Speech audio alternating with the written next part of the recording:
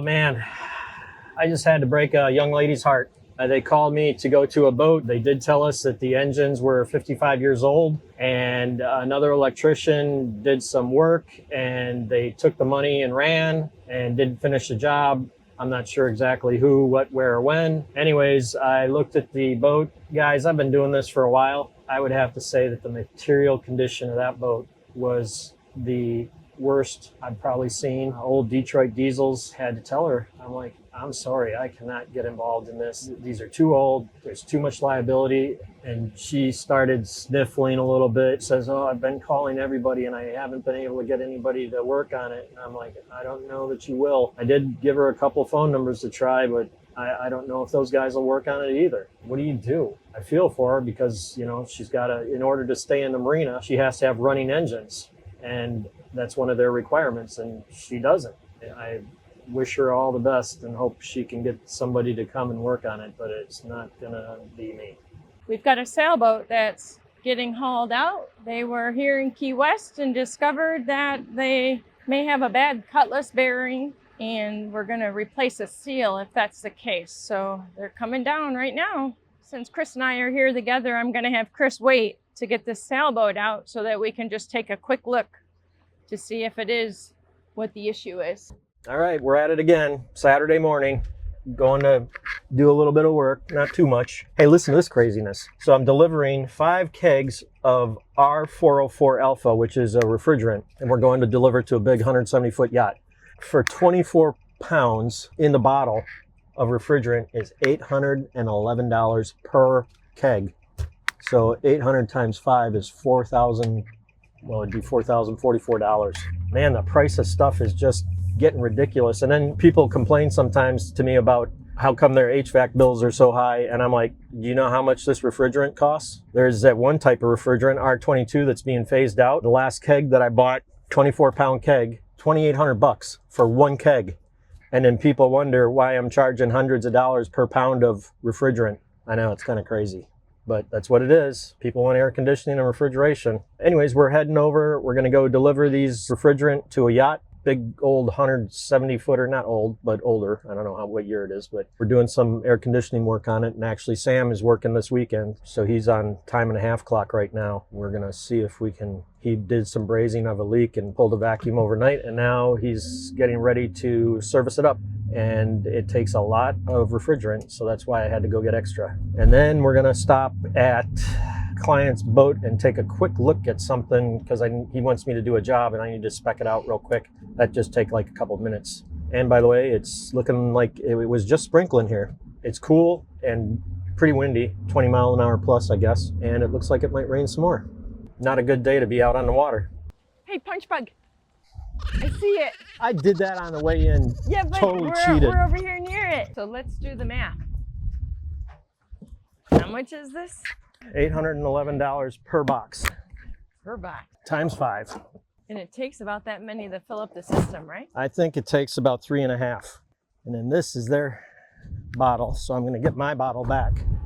Hey, Michael. Oops, I lost my mechanics because I was chit-chatting. I'm running down the dock to catch up. Is this the one you're working on? Yes, it is. Oh, boy. That's an interesting... Yeah, there's a big submarine in there. Wow. Did you see it? Cool. Yeah. Morning. Hey, how's it going? Hey, good morning. You all right? All right. When's the other boat coming? Yeah, it's there. Oh, that's it? Yeah. So that's the Mothership. and this is the support for that? Yeah. That's some crazy money right there. Yeah. Living right. What do they do with that submarine? Do they just put that in the water and go tool around? Yeah. Mission complete for the Freon. Yeah. When I was over here yesterday, I was running back and forth, and you know, the pool and Bad Boy Burrito is right there. And the pool was packed. And it seemed like there was a lot of locals maybe hanging out. I don't know what time it was, but everybody had cocktails already. And Wow. Friday. yeah, it was like noon. Well, yeah, it was around 11, 12 o'clock. Yeah.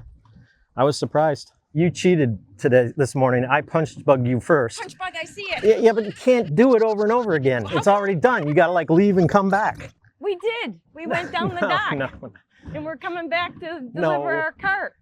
Well, then we could stand next to it and just beat each other up all day long, Okay, punch bugging each other. But we got to come and go. Just getting mad that I'm starting to win. Oh, hey, Isn't that's the one for sale, is it? right? Or no, this is an Invincible. It's not an HCB. Yeah, where is the HCB? I think it's at Conch Harbor. I thought you said maybe there was one here. I was hoping to see it so I could send it to Paul. Yeah, this is one of the boats we take care of the air conditioning on. And they want us to put, I'll show you. Maybe the other side would be better. Let me go over there. I'm trying to remember where this is. Let's see if it's down here. It's generator strainer. Maybe it'll be all right. So this little tiny strainer has been problematic. Basket in there is only like that big. So we're going to replace this with a better strainer. What does better mean? Does it mean bigger? Yeah, it's bigger. It's an American strainer. Those are European. They're a pain. It's hard to descale with the system. So what's happening? Is it overheating or something too often? It gets plugged up because they take the strainer baskets out because they're so small and they get clogged up all the time. So then they take the strainer basket out and then all the weed and stuff ends up in the air conditioning unit. Screwing me all up. How am I screwing you up? Because you were supposed to bring me down here to get this mothership and big ship. We are right now. Or mothership and little ship. Is that what they call it? I don't know, support ship and mothership. So this 170 footer, it's all steel, by the way, believe it or not, is the support ship for that. We'll go down there in a minute. But this right here, this huge crane. So inside this garage thing right here, see the little fabric doors there? There's a really kick-butt submarine in there. And they use that crane to move it around and put it in the water and stuff. And this one, I think, is like 165 feet. They just came from Panama. They went through the canal. I don't know, they're going to be here for a week yet, and I don't know where they're going next. Pretty freaking impressive. I'll bet you the work never stops on that thing. Yeah, this has been our week of big boats in Key West. We just got done working on this one too. Package deal. We did a bunch of refrigeration and air conditioning work on that one too. It's real pretty inside. Yeah, I think package deal, I think, is 120. Yeah, 120 feet. Yep. Oh, look at that. Live bait barge. That's new. Let's do a real quick clip on what Raycor filters are. They're the pre-filter from the fines filter on the engine. So on the engine, you have the canister, the metal canister. This is the Raycor is mounted on the bulkhead. And Raycor is a brand name, but that's what everybody calls those filters. So if your Raycors look like this, you see all that stuff?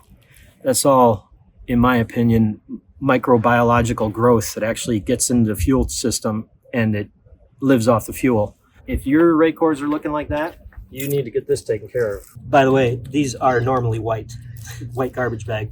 That filter is not the right color. Right now we're dealing with a boat downtown that they drove all the way down from northern Florida.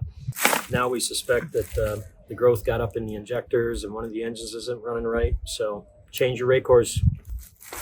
How often? You start looking dirty, change them.